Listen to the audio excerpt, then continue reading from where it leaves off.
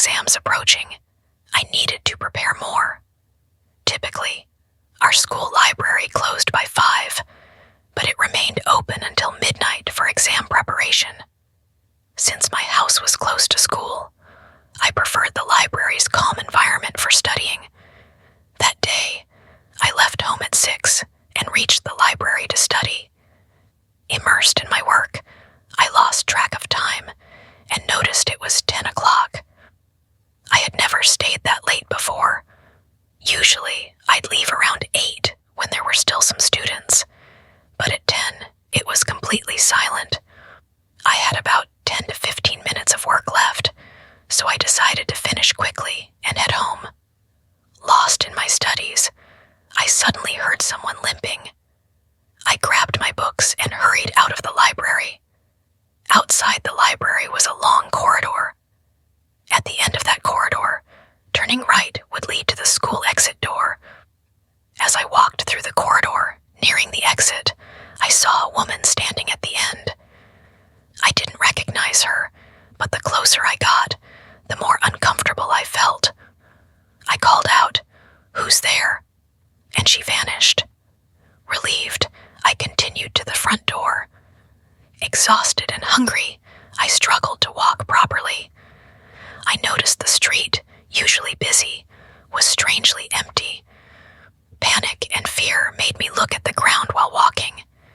Nearing home, I saw a shadow stretching towards me, even though no one was around. Looking up, I saw a woman walking in front of me. She seemed disabled, struggling to walk, and moved so slowly that I quickly caught up to her. She wore tattered, dirty clothes.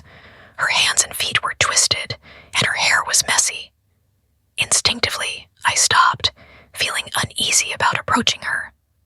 Frozen in place, I couldn't utter a word out of shock. My brain went numb.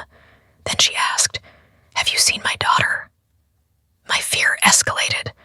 I pointed far away, hoping she would leave. She limped to where I pointed, eventually disappearing from sight. Terrified she might reappear, I ran, desperate to find help. Then, from far away, I heard her scream, "She is here." After that, I remember nothing. When I regained consciousness, I learned my neighbor found me passed out and brought me home. He told me that in 1998, a woman named Agatha, who had a 10-year-old daughter attending Eden Hill School, lost her child in an accident. Agatha, unable to cope with the loss, was said to haunt the school and surrounding area, searching for her daughter.